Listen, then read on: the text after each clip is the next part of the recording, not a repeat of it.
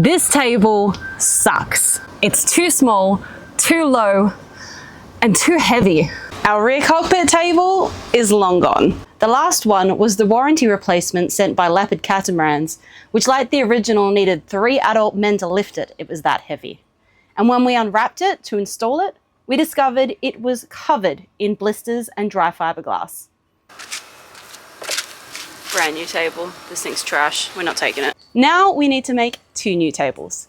Originally we were thinking teak, but we've actually gone a completely different direction with foam and carbon fiber. We are heading into Carenage nearby to get the materials for the next project that we're starting. Huh?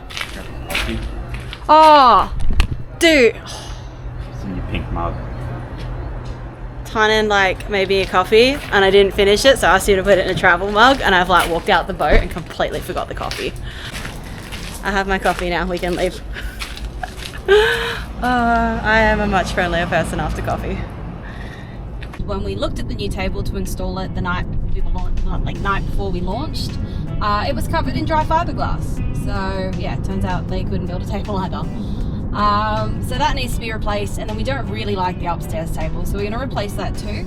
And the way we're going to do it is essentially like how a surfboard is built. So it's going to have a foam core and then be fiberglass.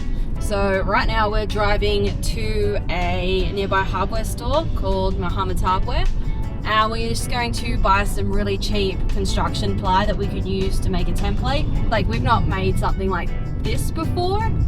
Good chance for us to learn something new, and we'll get a really good table out of it. Worse. I reckon that metal plate's going in it soon.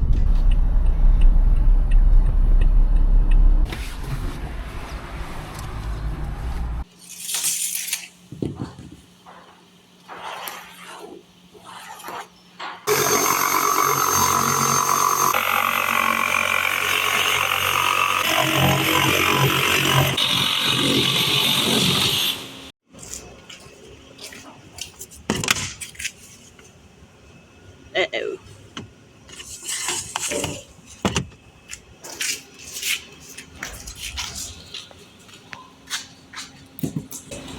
Hopefully it fits.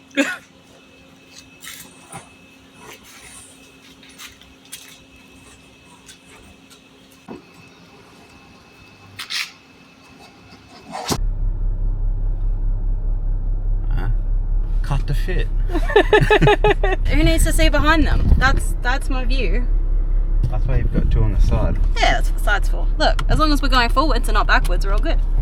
So yeah, now time to head back to the boatyard, and Tiny can start his template for this table. What we've done is we've marked out the shape that we think we want, but we're actually going to cut it to really the largest shape without the smaller radiuses. Take it upstairs, make sure we can walk past it, and then if we're happy with it, then we'll keep refining the shape.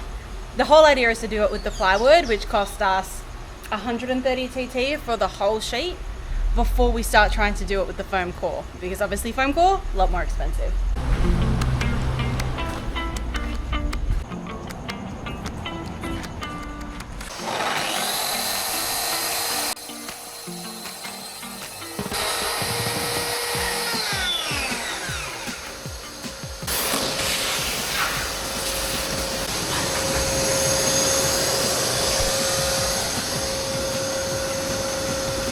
That was somewhat big table.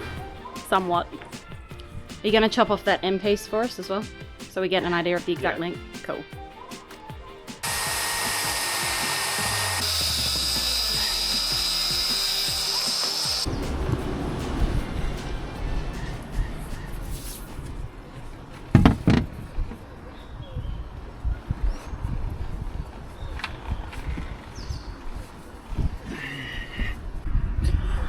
Yeah, something like that. I like it. On the underside you'll see the radius. Because some stooge didn't think about how she was marking it and marked it backwards. I think that's good. Yeah, it's great. We've all done a bit of musical chairs upstairs, and we are happy with the rough shape of this. So next step, we're gonna rip the radiuses, meaning cut them off. That's Australian for cut them off. And we're going to go upstairs. Ty and I'll probably have one more look, and then we're going to text Rolf just so he can come and have a look, and we can get his opinion on where we might need to have some structural reinforcements, because this table is not just like a table, it's also something we need to stand on. We need to stand on it to be able to reach the sail bag, especially me because I'm short. So yeah, we just want to make sure that it's as strong as it needs to be to do all the functions that we need it to do.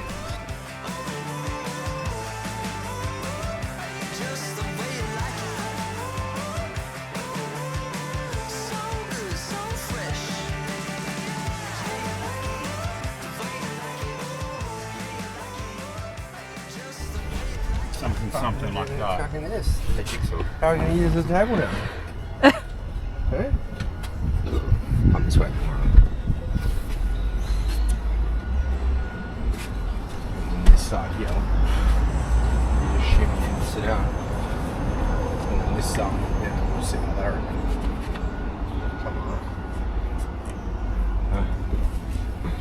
We'll do the, as you say, we'll do the final mounting. Well, you're here too. She's so funny. I think that's good, don't you? I like it. I think it's going to be way better than what we've got. Oh yeah, what you got fucking useless. It's just a useless table. This whole area can't reach the table. Yep. And now we're going to lift it so you can reach the boom. Ah, cool. All right. We are all pretty happy with this shape. So now we're going to grab one of the foam boards out, mark it, cut it, glue them together because it will be 2 foam boards thick. I think we have a little bit of time as well before the rain starts, because just this time of year in Trinidad, it's like okay up until between 11 and sort of 2, and then it's just going to bucket down, thunder, lightning, the whole bit. So it does get a little bit wet down here, and you hate it.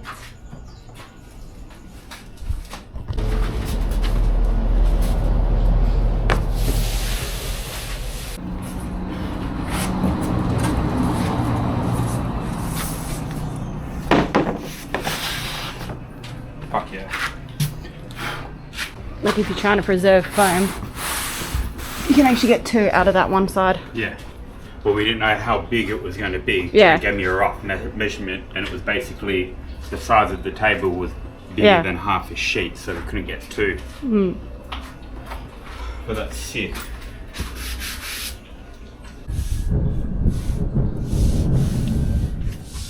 Oh, was that thunder, little one? Go on, quick, quick. Go and hide. Up.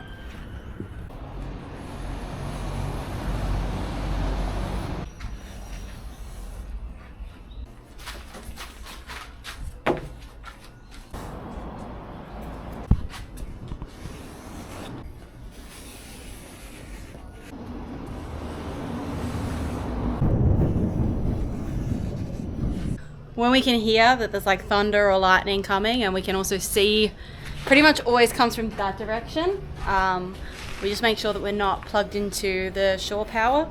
Just we don't want any power surges coming through. Just good practice around here. And make sure Rose is on the boat. Otherwise, you know, if she's on the boat, she'll hide under the table. Otherwise, she doesn't like thunder at all.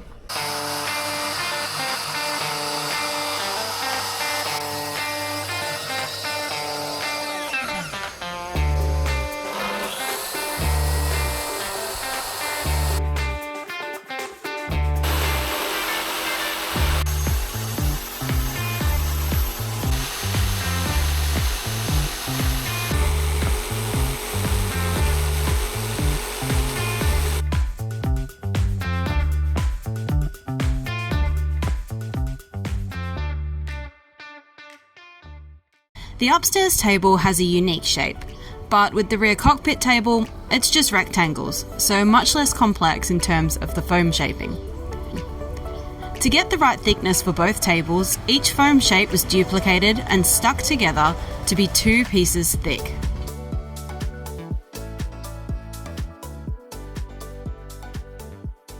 We left the table to set overnight. We put gel coat all over it.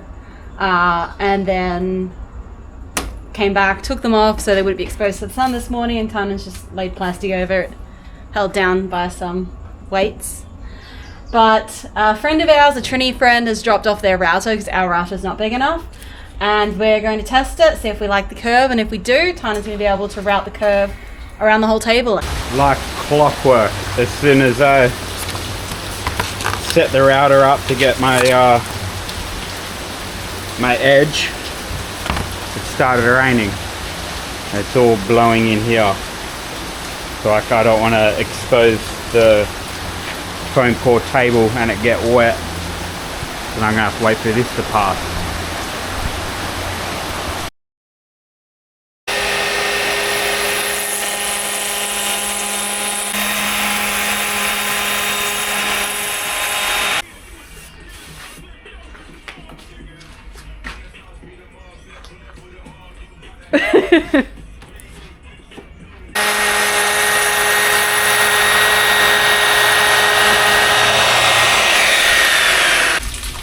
That's this side done?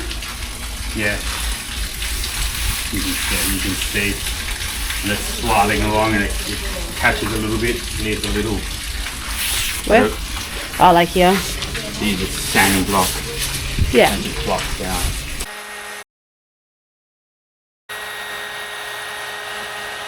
Because it's two pieces and it's curved, when we vacuum bag it, we can't really get the carbon to go around the wrap, especially like from the bottom up.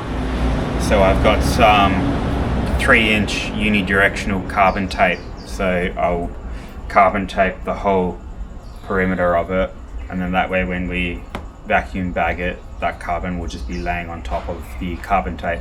Sweet.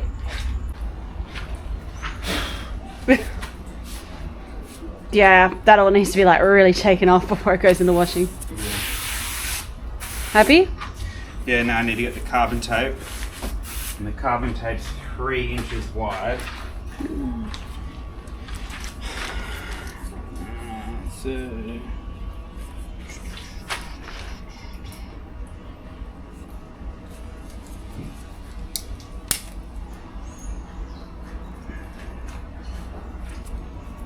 So where that 6 is, 6 inches, Yep.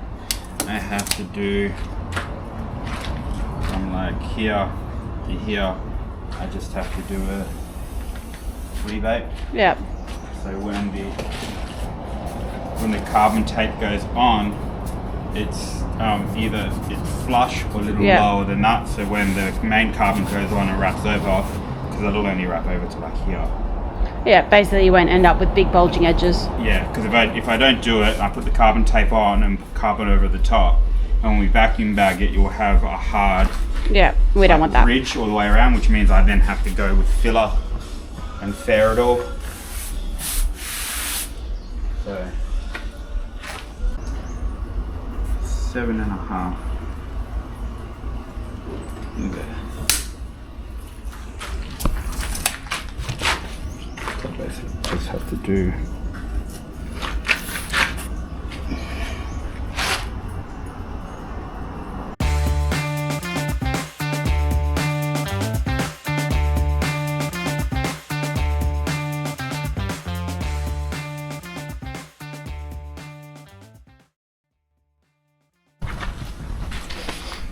You can see this little step that I've just routed into the board. Looks a lot bigger on camera. So this is the idea behind it. So this tape will go on. When it goes on, it'll sit flush with the top. So when we bag it with carbon, the carbon will come over here to the edge, and there won't be a hard line. So it will speed up the fairing process. See underneath. There it sits up like that. And that'll go the whole way around. The next morning, Ty and I applied the carbon tape to the edge of the upstairs table, meaning it was now ready to be vacuum bagged. He then continued working on the rectangular rear cockpit table, getting everything in place so that hinges could be installed for it to be a folding table.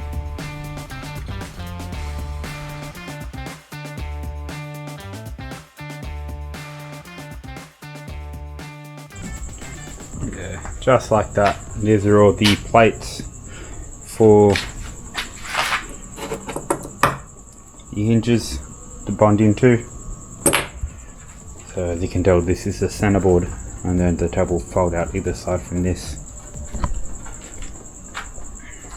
I would have, you can see by all the dust and debris, and I routed these out with the router. I unfortunately couldn't remember where the camera was to film it, so but yeah. Alright, so I've been a bit busy today, so now we're getting started on the table again. The plan is to router the border around the edge for the carbon to sit in. So like we did for the other table, just doing a test piece, like just clarifying that this is my test piece. I'm just double checking it on the actual table. So what we're doing is routering a border the whole way around the table. So when I do the carbon tape, it will finish flush with the actual surface. So when we do the vacuum bagging, the carbon will overlay the carbon tape, and there won't be a big bump there that I have to try and fair in later. So I'm just setting the fence and the depth of the router to do that now. So I'll do the whole perimeter of the top side, I'll flip it and do the bottom side, and then I'll lift this piece up, I'll stick it on a block, and I'll do the carbon taping around it.